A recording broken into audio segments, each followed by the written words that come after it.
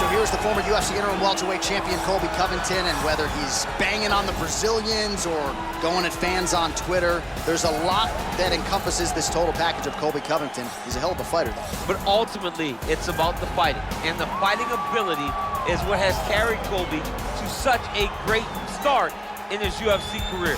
A former champion, a guy that's been in there with the very best of the division, and when he's been in there, he's been able to get his hand raised. I always go back to the Rafael dos Anjos fight, and I watch Colby put a pace on him that dos Anjos, who is also known for his cardio, could not keep. It was inspiring to watch, and if you know Colby before fighting, you know that he trains as hard as anybody in the world to try to accomplish his goal. He is the reigning, defending, undisputed UFC welterweight champion of the world, and in a division that has so much depth in that top 15, it's even more remarkable that this man has remained the hunted. The question tonight, with a powerful challenger out of that blue corner, can he walk away and still?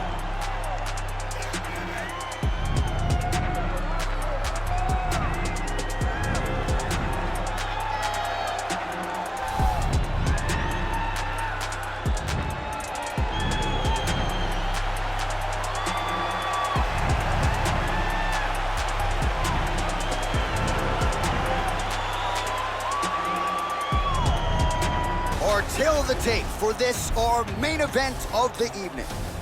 So these fighters relatively close in age, just a year apart, with similar height and some differences in reach. Here is Bruce Buffer. Ladies and gentlemen, this is the main event of the evening. When the action begins, our referee in charge, Herb Dean. And now, this is the moment you've all been waiting for. Live from the Honda Center in Anaheim, California. It's time! 5 rounds for the undisputed UFC Welterweight Championship of the World. Introducing first, fighting out of the blue corner. This man is a wrestler holding a professional record of 17 wins, 3 losses. He stands 5 feet 11 inches tall, weighing in at 170 pounds. Presenting the challenger, Colby Chaos Covington. And now introducing the champion, fighting out of the red corner. This man is a wrestler holding a professional record of 20 wins, 3 losses. He stands 6 feet tall, weighing in at 170 pounds. Fighting out of Boca Raton, Florida. Ladies and gentlemen, presenting the reigning, defending UFC welterweight champion of the world, Kamaru, the Nigerian Nightmare, Usman.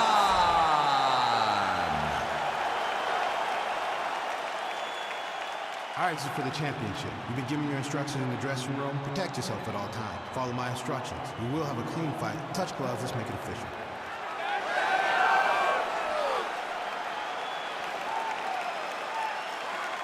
Ready.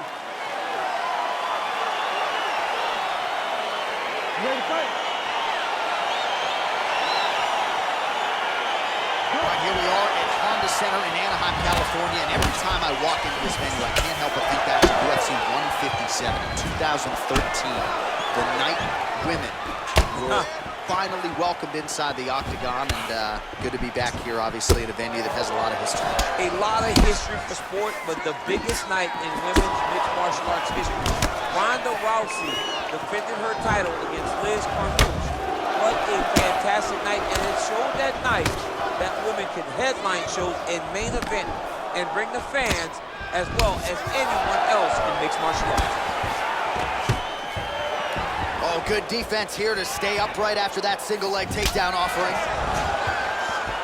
Well, just exhausting watching some of these takedown attempts. He's unable to get it there. And he's attempting them over and over again. How long before he gets discouraged and accepts that this is going to be a stand-up fight? Look at those weapons. Look at how he uses his knees to the body. Oh, yet another knee landed by Usman. Oh, and he hip tosses him to the mat. Now we'll see what he can do from here, DC. Right into side control. He's going to try to control him, then find a submission.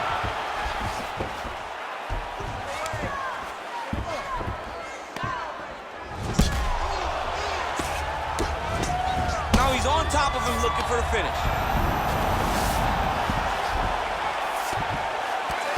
Beautiful movement, hip work on the ground here, just outstanding with the transition. He is not staying in one place on the ground. That's very important. Well, he continues to manhandle him here on the ground. Both fighters back to their feet now.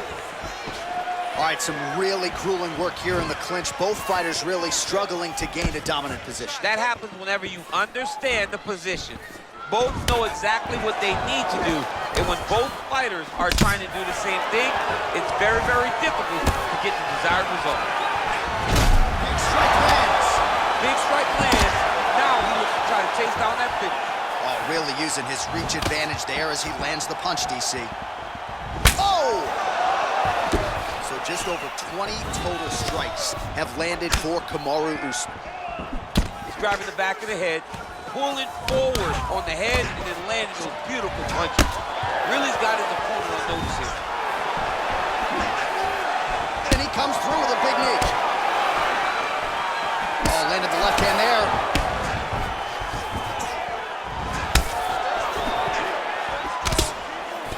All right, he'll engage in a single collar tie. If your opponent has you in the clinch, pulling down on your head, landing punch after punch, you have got to clear that collar tie, reach back inside, and try to find space.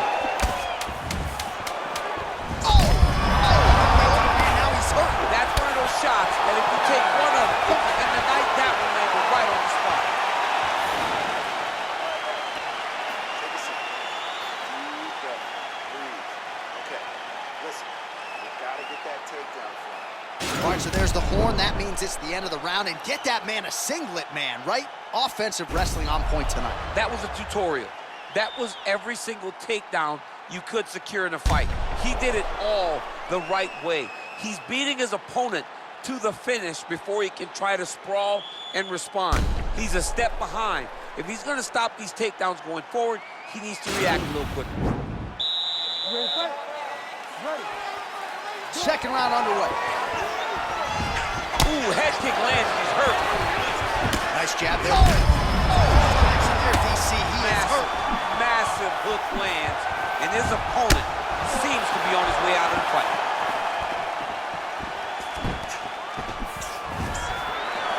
Oh, he lands another strike to the butt. All right, so a near perfect entry there, and finally he gets his first takedown of the fight, and they say if at first you don't succeed, try again. He's ever getting down there. Persistence pays, and that's what we saw with this young man. Over and over, he shot for takedowns, he tried to mix it up, and he got defended. But eventually, he got it done. Now, what does he do with this top control? 38 total strikes have landed for Kamaru Usman. Well, and anytime you're above 50%, you got to feel pretty good about that, landing with 56% against. Oh, what a connection by him there. His opponent could be out of here soon, DC. He's almost done. I mean, when you get hit with a shot like that, you don't know whether to run, hide, grab, or wrestle. He's confused. He's as confused as he was on his first test in elementary school.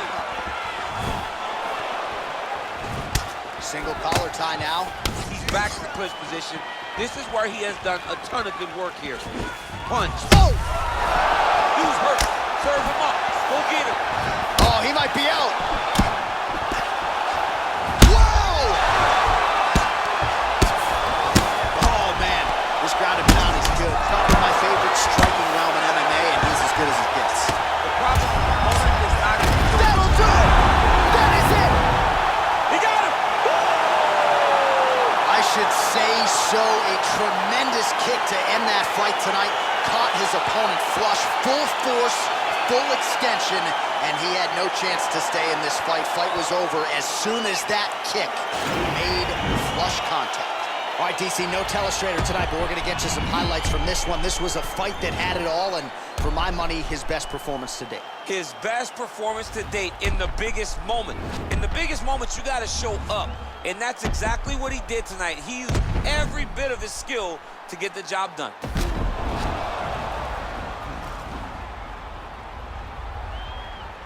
let's get it to Bruce Buffer. He has the official decision. Ladies and gentlemen, referee Herb Dean has called a stop to this contest at 2 minutes, 48 seconds of round number 2. Declaring the winner by knockout and still the undisputed UFC welterweight champion of the world, Kamaru, the Nigerian Usman.